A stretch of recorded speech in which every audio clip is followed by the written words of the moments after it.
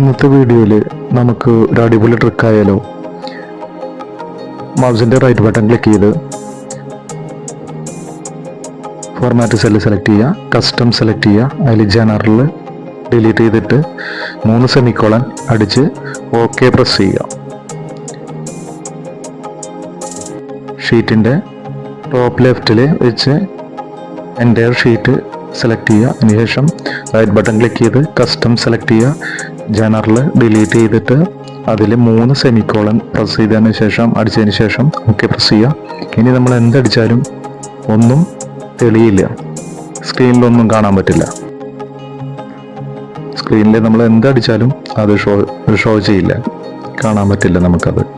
വീണ്ടും പഴയ രൂപത്തിലെത്താൻ വേണ്ടിയിട്ട് നമ്മൾ വീണ്ടും മൗസിൻ്റെ എൻ്റെ ഷീറ്റ് സെലക്ട് ചെയ്ത് മൗസിൻ്റെ റൈറ്റ് ബട്ടൺ ക്ലിക്ക് ചെയ്ത് ജനറൽ സെലക്ട് ചെയ്തിട്ട് ഓക്കെ പ്രസ് ചെയ്ത് കഴിഞ്ഞാൽ വീണ്ടും നമുക്ക് അടിച്ചത് എന്തൊക്കെയാണോ അത് അതിൽ ഷോ ചെയ്യും. ഇതാണ് ഇന്നത്തെ വീഡിയോയിലത്തെ ട്രിക്ക്.